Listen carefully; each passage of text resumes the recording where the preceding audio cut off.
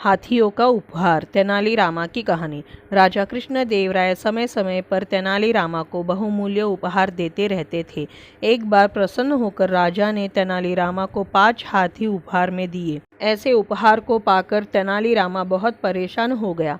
निर्धन होने के कारण तेनालीरामा 5-5 हाथियों के खर्चों का भार नहीं उठा सकता था, क्योंकि उन्हें खिलाने के लिए बहुत से अनाज की आवश्यकता होती थी। तेनालीरामा अपने परिवार का ही ठीक ठाक तरीके से पालन पोषण नहीं कर पाता था, अतः 5 हाथियों का अतिरिक्त खर्च उसके लिए अत्यधिक कठिन था। फिर भी अधिक विरोध किए बिना तेनालीरामा हाथियों को शाही उपहार के रूप में स्वीकार कर घर ले आया।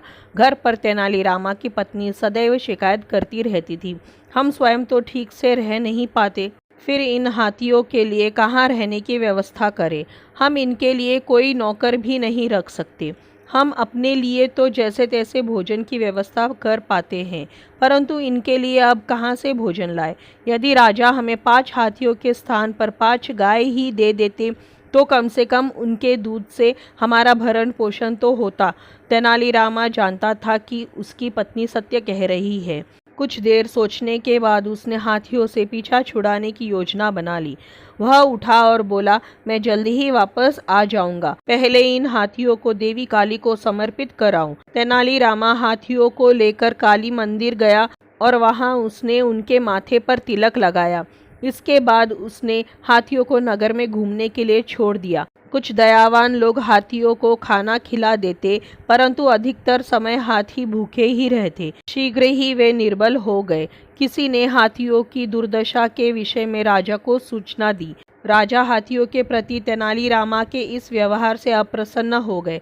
उन्होंने तेनालीरामा को दरबार में बुलाया और पूछा, तेनालीरामा, तुमने हाथियों के साथ ऐसा दुर्व्यवहार क्यों किया?